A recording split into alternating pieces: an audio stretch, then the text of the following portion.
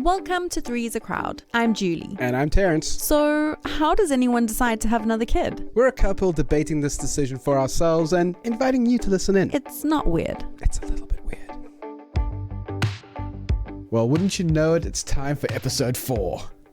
I can't believe that we are 4 episodes in and that people have actually been listening. That is so true. We actually have a lot of people listening. We've got a lot of good responses. A lot of people saying that the things that I'm saying, that really resonates well with them, and that they really appreciate my side of the story, and that my perspective in particular is the correct one. Yeah, that's definitely what they're saying. I think I sent all those comments through anonymously. I made new Instagram accounts just to post that in. But we have had a lot of good responses. Yeah, we have, and very exciting. We actually recorded our first media interview for this little podcast. Hey! Yesterday, which was wild. Yeah, it's like we were approached for that. That's like real big people stuff. I know. But that's really because of you, dear listener, because you're getting us out there and sharing these crazy stories that we're talking about with your friends and family, which we appreciate. And that brings us to this episode number 4, which we're calling The Letdown. Mm-hmm.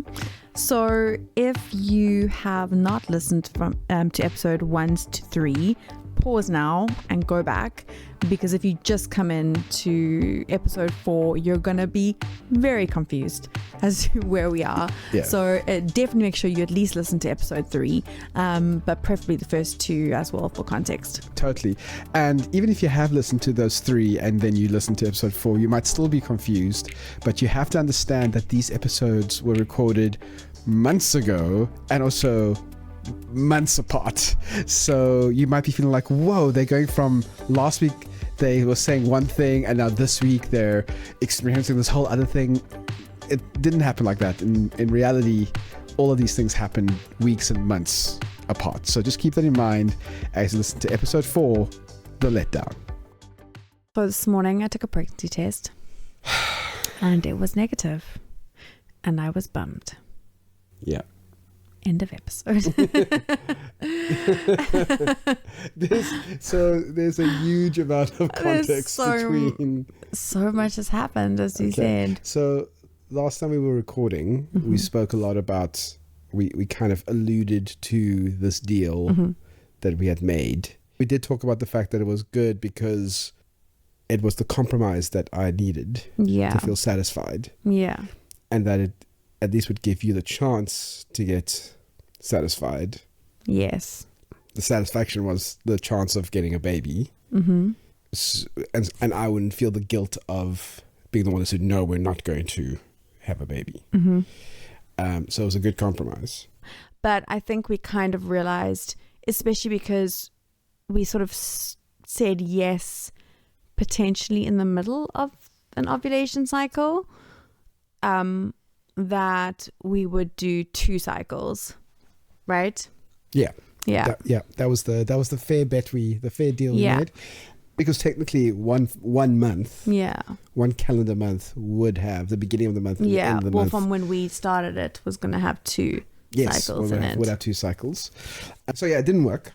It didn't work. The first thing, but we'll give it another go, and so we've decided that we're going to give it a month. Mm-hmm. And so now, I mean, my fear is that the month doesn't work. Well, how did you, maybe it would be not a bad thing to kind of, what were you expecting? Were you expecting the first month to work? Yeah, honestly, I was. Honestly, I was like, done deal. Yeah. But I think I had to. In my mind, again, making the decision for us to try, for me, means no buyer's remorse. I'm assuming that this is going to result in a pregnancy because that's the decision I've made. But yeah, so I was very convinced that it was gonna it was gonna work the first time, and it's fine that it didn't, because again we have given ourselves another month. My fear is that it doesn't work, and that's going to make you very, very sad, which is what the compromise is supposed to be avoiding. Yeah. The whole point of the compromise is that I don't want you to feel regret or sadness because we never tried to have a third baby. And even though I'm not entirely certain I wanted a third baby, the whole point of the compromise was to at least give you a sense that we gave it a good go. You to ease those feelings for you. But now my worry is that we've created some level of hope inside of you that's going to be extra smashed in 3 weeks' time. And so I don't know how we're going to deal with that necessarily. I don't know if is there a part of me that's just going to be okay, let's just keep going, even though this is the deal we had. Yeah. And what you were saying when you first brought the idea to the grand table. conception. Yeah, this blue sky thinking of yours. When you brought that to the table, one of the things you were saying was that if it happens, it happens. If it doesn't happen, then it's a sign that it's not supposed that it's not the right choice. Now, part of me saying yes was believing in that. Yeah. Was if you do fall pregnant, then like I said, well, that means we're going to be fine. Yeah. I don't want to go back on the thing that I said because I was really, because that's part of the agreement. That was part of the deal. Yeah. Exactly. And I think there has been just a great amount of trust in this process on multiple levels. Trust that whatever the outcome is, that we will handle it, trust that we acknowledge where the other person's coming from, their perspective. Yeah. And that we're trying to show that we respect the person more than either the loss or the gain of this child and imaginary child, that we respect the partner in front of us first. Yeah. And I as it stands currently, I absolutely do intend to honor that, even if I feel a bit sad. Part of me now kind of coming into space of, because when we sort of agreed to say yes, I suddenly started doing a lot more of the kind of research and thinking than that I'd done ever, because it just wasn't something I wasn't secretly Googling tips for pregnancy or anything like that.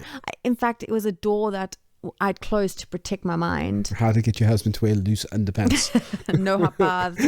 No, I'm jokes aside, sure. Yeah. I really had not. I didn't sit spending, I mean, of course I work loosely in this space, so I have some idea, but I hadn't really done research personal to me. Sure. And then of course I started doing it, and I started realizing, you're told your whole life as a young girl, and then as a teenager, especially, once you start menstruating and effectively are considered fertile, it could just take one time.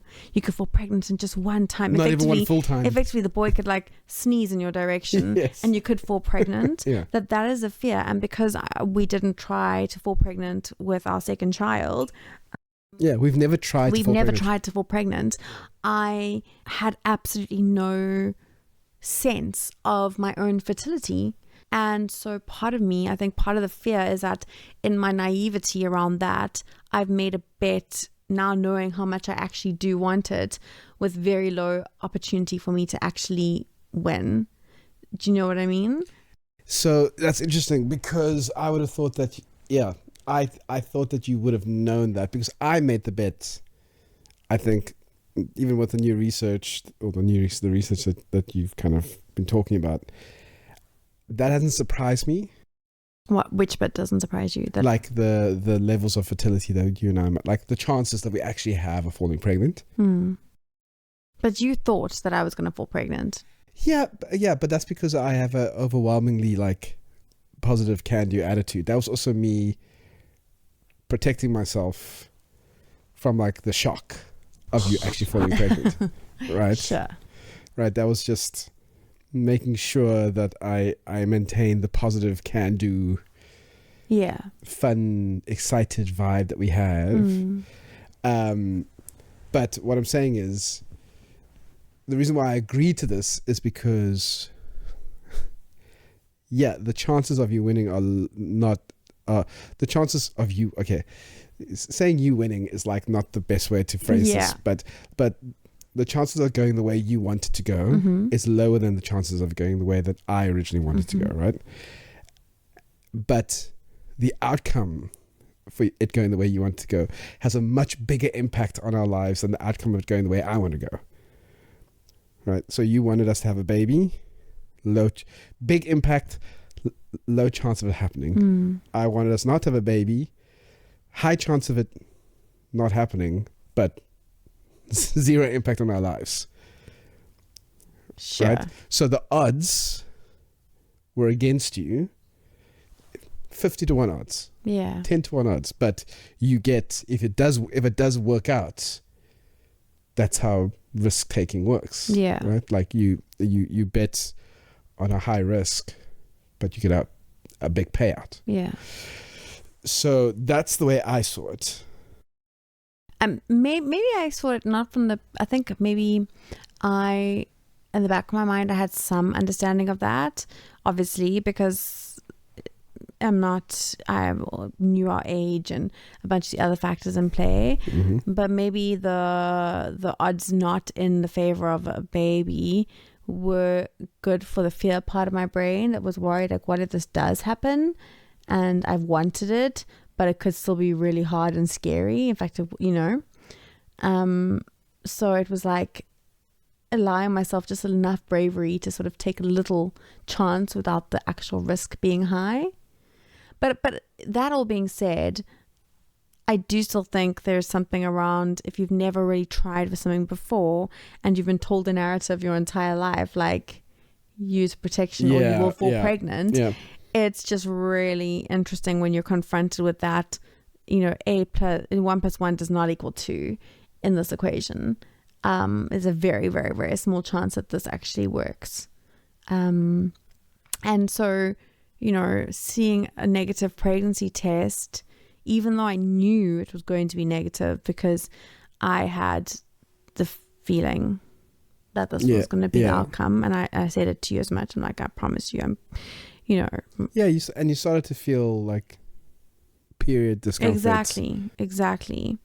It's still a jarring thing to see. And in one sense, it's given me just the teeniest bit of insight with really sensitively not trying to compare myself in any way to anyone who has really legitimately had infertility struggles, because that is a whole different thing, whether it's primary infertility or secondary infertility. But just that feeling of that, like, the little taste of that gives me a deeper sense of empathy for people who are struggling. Yeah, so you can see from like the way you're talking why I would be fearful that you won't be able to keep your side of the deal next month. Like the idea that we would be excited if you did fall pregnant, or we'd be excited that if, wow, cool, we get to spend all our attention now on these two boys, and we get to like really enjoy our lives as they are right now. Like that was the deal, right? Like that was the part of the deal, is that either way we get to be excited. And like on the one hand, I don't want you to feel like you're not allowed to feel whatever you feel. Like I don't want you to go like, oh, okay, we made this deal, so if you do feel down, if you don't fall pregnant, or if it is like if it is, makes you sad, or if you aren't excited at like the prospect of our lives just being the way it is, like you've got to be allowed to feel those things. But I think I'll come around. But yeah, I'm hoping you'll come around. No, because I want to, even if I if it takes me a little bit longer to kind of get super joyful about it, I am happy for the process of, you going to the urologist and booking the vasectomy thing to start. Like that is what we agreed to, but like I honor that. Okay, I know you honor that, but do you really think? Because this is actually something I didn't ask you, and I probably should have, and it's probably showing my naivete. in going, oh, okay, cool, yeah, this is a great deal, let's go for it. Even though we've made this deal, do you honestly think that you can get to that place? I understand you might not be there immediately. I understand that, like, you're not going to be like, oh, negative test, oh well, whoopie-doo. I'm not expecting that. I expect that there will be a little bit of sadness and feeling down, and like that would be your natural reaction to that. But do you honestly feel that you can get to a place where you can be excited and joyful that this is what we have? Yeah, I think I will. I think I need to. I think I'm a bit more focused about the fact that I'm going to put some steps in place for that to happen. Okay. Like, I'm going to, book myself back in with my therapist. No, there's a few things like it's fair. And also that I'm fair. like, obviously when you're like, I'm gonna book the vasectomy appointment, I'm gonna go, okay, and then like once should we record an episode during my vasectomy? Oh my gosh, no, the people are already too close into our space. No, I will not put barriers in place with before. I'm like, please don't book a vasectomy. I don't think I will do that, and I don't think that I will become like a panicked, please kind of thing about it. Because that would defeat the bigger purpose, not just of the deal. The deal in itself, the details of the deal actually aren't what matters to me. The intention behind the trust in our relationship and like putting each other first and trusting that we're doing that for each other is what I want to honor. Yeah. Does that make sense? Yeah. Because you're right. That was the point of the deal. The point of the deal was that we weren't, it was giving us a chance to put the other person's wishes and hopes and dreams first. Yes. While still not entirely compromising our own. Correct. Right. So yeah, and the mechanisms of it was just the novelty factor of how we were gonna put it into play. When you made this deal, because you're saying when you made the deal you didn't really fully understand your levels of fertility, or statistical levels of fertility, because you still don't. You don't know your personal. And we're not going to go, it's not like we're going to go, I mean, obviously when you have this timeline, it's not like we said we have a year and then I'd be like booking a gynae appointment and trying to now figure out what was going on. Like, I'm not, it was never going to be, and I think we'd always said, and even if we chose, to kind of try for a year or something like that, I wouldn't ever be putting interventions in place. I don't think I get to the stage where I'm like, we need to try fertility treatment or something like that to get to number 3. I think it's very different if you're trying to have your first or even your second baby. Yes. To where we are at now. I think it would be a little bit foolish for us to be spending money in our situation on trying to have a third baby. Yeah. Yes.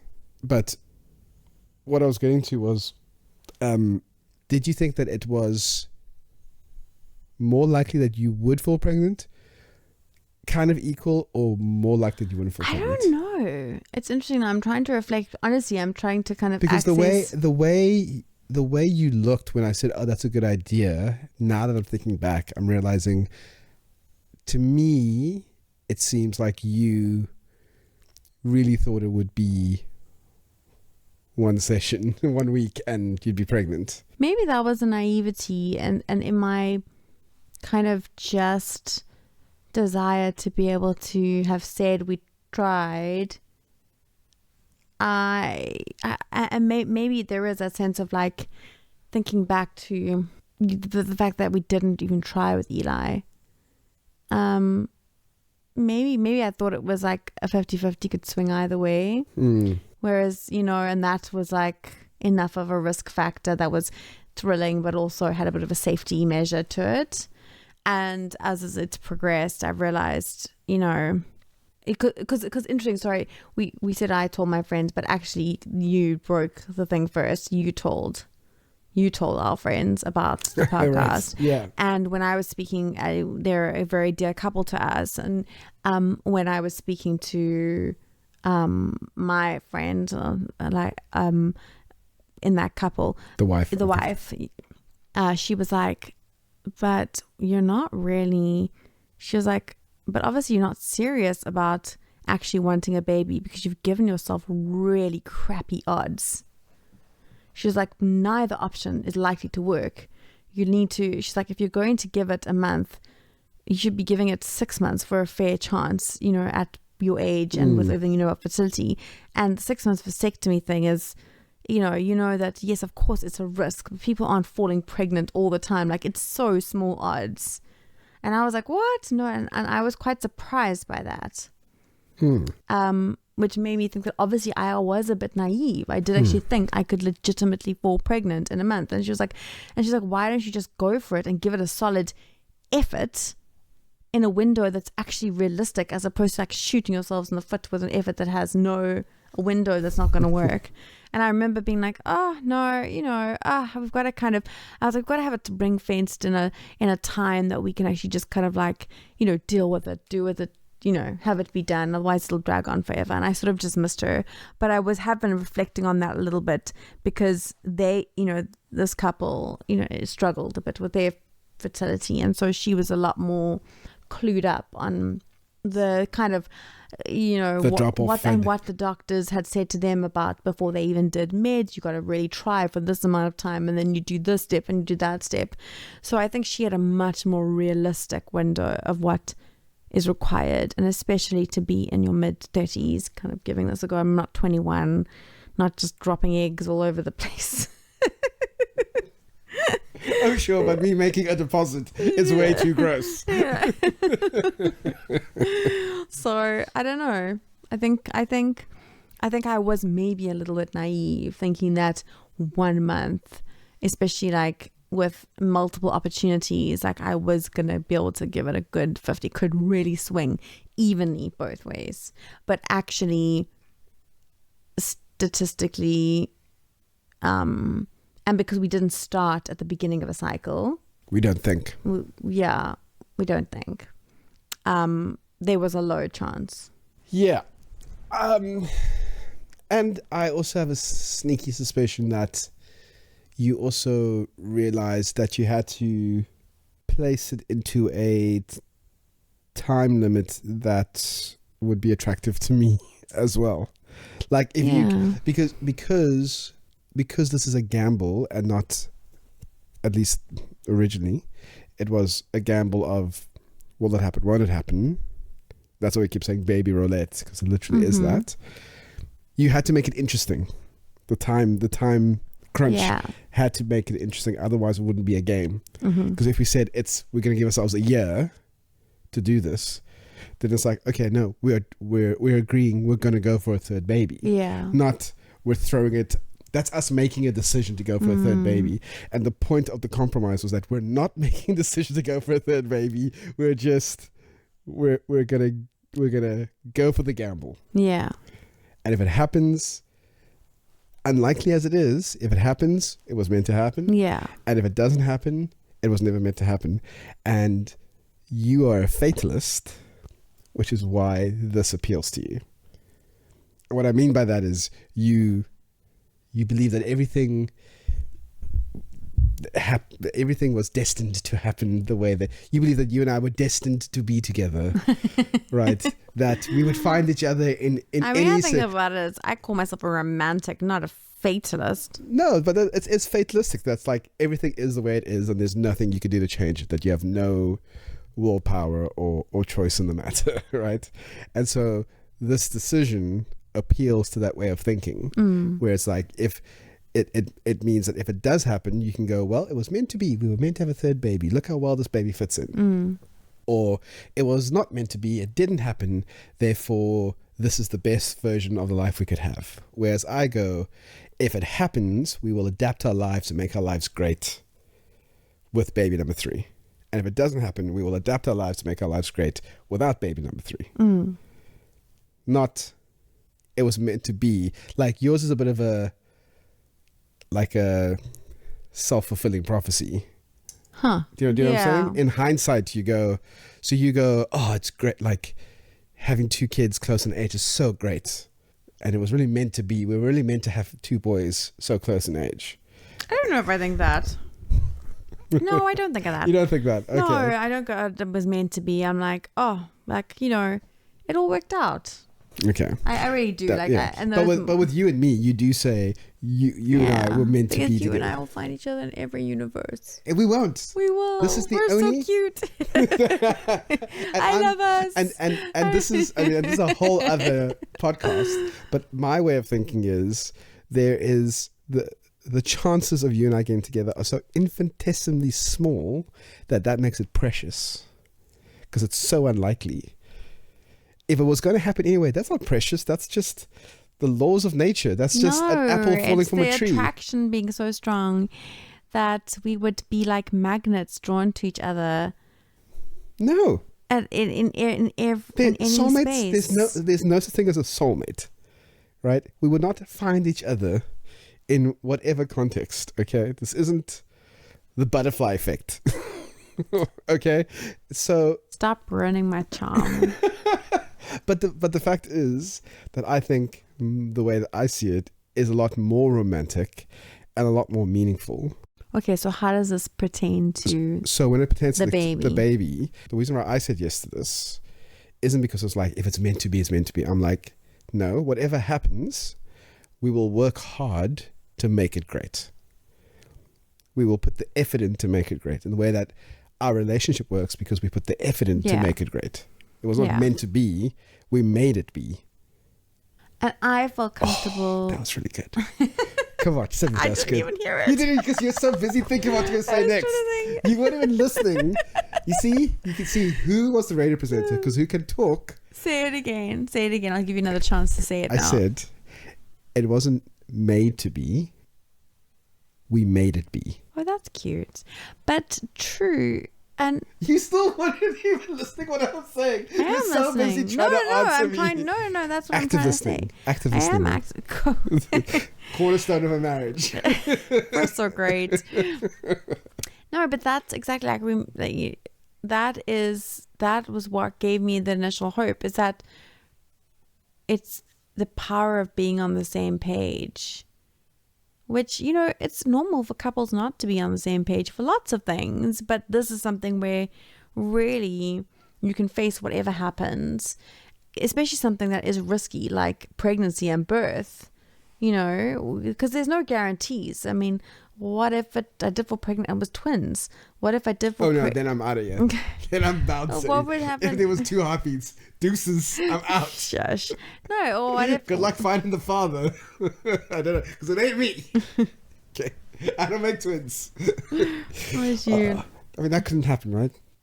I mean, no, all these things, or, you know, something happens, or I get sick, or, you know, there are things that are really scary about pregnancy. And because it's a big decision, you need to just absolutely trust, back to some of the anxiety stuff that we were mentioning in the beginning, that your partner is not going to resent you for bringing them on this journey.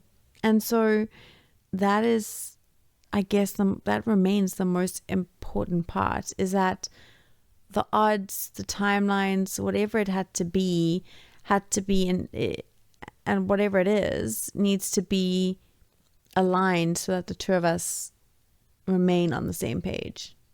I do know what you mean, but I still have a gut fear that I can't shake, that if it doesn't work out within the month, you will still resent me. I'll have to wait till that podcast episode is recorded. Super. No, I mean, Yeah, and which is fair, because also we have been talking for a while. But I do worry that even though we've made this deal and you know the right thing to do, you'll still be like, that is the man that stopped me from having a third baby. And that was the whole point for me of the deal, was that, like, I want to be able to go through our marriage knowing that you don't resent me for us not having a third child. sure. And I don't want to resent you. So Thanks. That makes me feel it good. should, because that's no, it should, because that is, like, it's really important to me. that I really don't want to, and I really would be working very hard for that not to be the case. But that is the thing. In the same way we have a baby, we have to expand our life. We're talking about the pros and cons list that you referenced earlier, the impact of our lives. Yes, in one sense, the impact is the baby, and that will impact, you will have to live with, life with a baby, and whatever that means for the sleeplessness and all those kinds of things. And I will have to and if that happens, I will have to hope and pray that you don't resent that. Like I resent the dog. Exactly. But that's fair. Okay. I hear what you're saying. So that is a risk that is still there, that even if you say it, that you're not going to have a moment where we have a colicky baby and you're up in the night, it's 3 o'clock in the morning, you're not thinking straight, and you're like, why did you just ask? Woman, you brought this on to me. Yeah, exactly. Lucky for you, we make very cute babies, so then you just look at the little face and be like, no, we've made one cute baby. I know. And what if all of the cuteness went into him? Oh, that's true. And the next one comes out on the shallow side of the beauty pool. I mean, yeah. That's a fear. But do you know what I mean? And you have to live with the fear that... Yeah. Because I know that the cons list, the pro list that you see of our lives staying the same is that, we have all these opportunities. Maybe we're able to take more ambitious jobs because we don't have a baby. Maybe we're able to travel around the world because we don't have a baby, or whatever it is. Sleep because we don't have a baby. But also maybe you have to live with a wife whose heart will always feel like it's missing a bit of a third place because we don't have a baby. And I'll have to live with the fear that gap in the heart could lead to resentment. Yeah. Even though but I have to trust you. Yeah. That when you say you don't, exactly, that you don't. Exactly. Why is this so hard? I know. Adulting is really hard. Anyway. We've spoken for an hour. It's not a quick conversation. And I think that's the part that I really don't like. It's just like the constant talking around and talking about feelings, and not just talking. No, I don't mind talking about feelings, and I don't mind talking about issues, and I don't mind grappling with stuff. Actually, not just I don't mind. I love grappling with stuff. What I don't like is spending a year and a half grappling about the same issue. And I don't think there's any other way to do it. Like, this is one of those issues that required that amount of time, and so it's not I don't think we've done it incorrectly or like it's your fault or whatever. I just hate it. I just hate issues like that. I like making decisions quickly and just sticking with that and going with that decision. Because I'm not the smartest person in the world. I don't have brain capacity to like think through these complex things constantly because I'm trying to remember what my email password is. How about we put you out of your misery and we end this episode? Thanks. Love you. Love you. That's it for this episode. Thanks so much for listening in. As always, this is our story, so everything applies to us, but might not apply to you. And in fact, we would love to hear about the things that do apply to you and about your story. So tell us about how you came to the decision to have your next child, or whether or not you're grappling with this issue yourself. Send us your thoughts to aphrodaddyct@gmail.com. Or get hold of us on Instagram, or the gram, like the cool people call it.